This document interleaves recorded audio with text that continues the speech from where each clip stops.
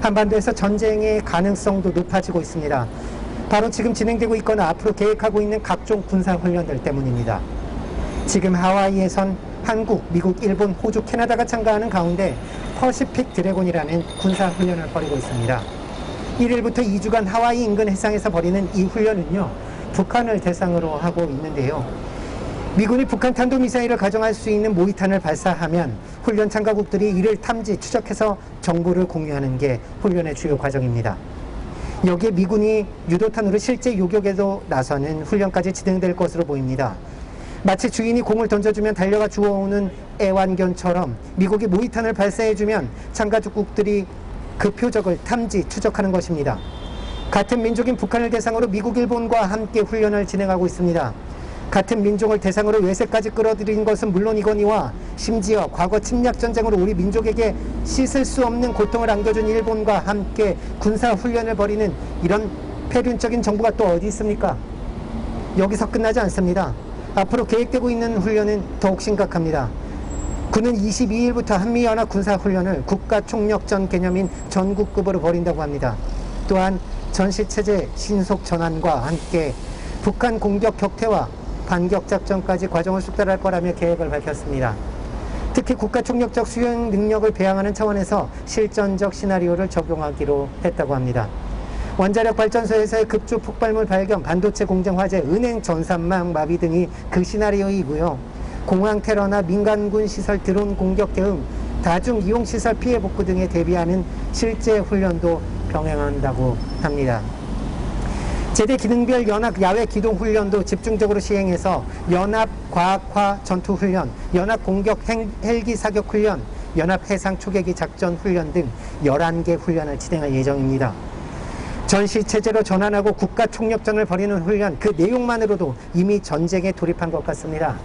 북한은 주적이라 선제 타격을 운운하면서 북을 대상으로 한 군사훈련을 벌이다 못해 이제 총력전을 벌이겠다고 하고 있습니다.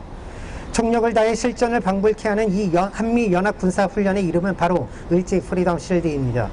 을지 문덕 장군의 이름을 딴 을지훈련과 프리덤 실드, 우리말로 하면 자유의 방패훈련이라고 합니다. 마치 어떤 위협에 맞서 우리의 안전을 지켜줄 것만 같은 방패라는 이름 속에 감춰진 속내는 바로 전쟁입니다. 이름만 바꾼다고 그 본질이 바뀌진 않습니다. 마치 일본에서 상대를 공격할 수 있는 능력을 갖겠다는 적기지 공격 능력 확보에 대해 비난 여론이 일자 이름만 반격 능력으로 바꿔서 추진하고 있는 상황이 연상됩니다. 임기가 시작되기 전부터 북한을 주적이라 했던 윤석열 정부, 임기가 시작된 지 고작 몇 개월 안 되었지만 그 기간 동안 마치 전쟁을 치르고 있는 듯 어느 때보다 군사훈련이 늘어나고 또 그와 비례해서 군사적 긴장도 고조되고 있습니다. 오는 9일부터 우리 공군은 호주에서 실시되는 피치블랙 훈련에 참가할 예정입니다. 10월에는 해병대가 필리핀에서 실시되는 미 필리핀 해병대주도 카만다 훈련에 참가할 계획이라고 합니다. 앞서 해병대는 6월 몽골에서 실시된 칸케 훈련에 병력을 파견한 바 있습니다.